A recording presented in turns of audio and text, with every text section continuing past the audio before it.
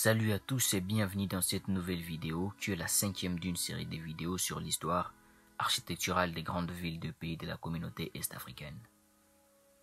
Aujourd'hui, nous allons parler de Dar es Salaam, la capitale de la Tanzanie. Mais avant de commencer, abonne-toi et active la cloche de notification pour être les premiers à savoir quand nous publions une nouvelle vidéo. Nichée sur les rives de l'océan Indien, Dar es Salaam, la plus grande ville de Tanzanie, est un écrin d'histoire architecturale fascinante, témoignant d'une riche diversité culturelle et d'un passé mouvementé. Du cœur animé de la vieille ville au gratte-ciel moderne qui étreigne l'horizon, chaque coin de Dar es Salaam raconte une histoire unique. Les fondations historiques de Dar es Salaam remontent au XIXe siècle, époque où la ville n'était qu'un modeste village côtier.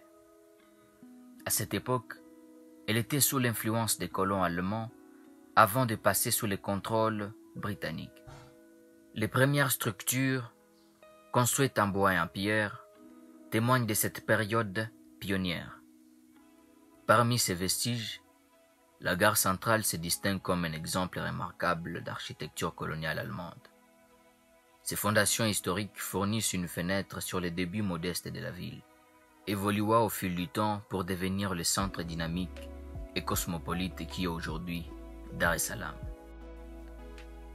L'ère coloniale a laissé une empreinte significative sur l'architecture de Dar es Salaam, façonnant les visages de la ville au cours des années cruciales du XIXe et du début du XXe siècle. Sous le règne du colon allemand, puis britannique, Dar es Salaam est devenu un port essentiel de la région. Cette période a été marquée par la fusion d'influences architecturales occidentales avec des éléments culturels swahili locaux créant une esthétique unique.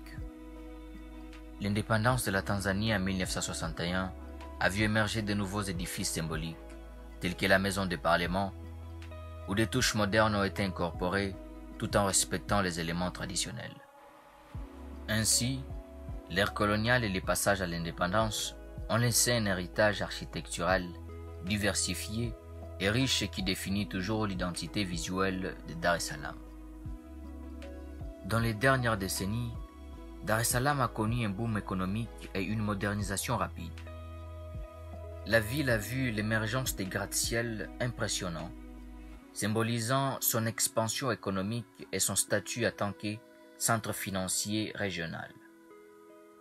Des structures emblématiques telles que la tour PSPF et les Golden Jubilee Towers ont redéfini l'horizon, apportant une esthétique contemporaine à la métropole tout en reflétant la vision audacieuse de son avenir. Ce boom moderne n'a pas seulement été marqué par la verticalité des bâtiments, mais aussi par l'introduction de nouvelles infrastructures, des centres commerciaux sophistiqués et d'espaces publics modernes. Dar es Salaam, tout en honorant son passé, embrasse résolument les influences modernes pour devenir un centre urbain dynamique et cosmopolite. L'histoire architecturale de Dar es Salaam est une symphonie harmonieuse avec chaque édifice racontant une partie de l'histoire complexe de la ville. Des ruelles étroites du vieux quartier aux édifices majestueux du centre-ville, Dar es Salaam est bien plus qu'une simple métropole. Elle est un témoignage vivant de la diversité culturelle et de l'évolution dynamique de la Tanzanie moderne. C'est la fin de cette vidéo, merci d'avoir regardé. N'oublie pas de liker et de partager pour plus de découvertes captivantes.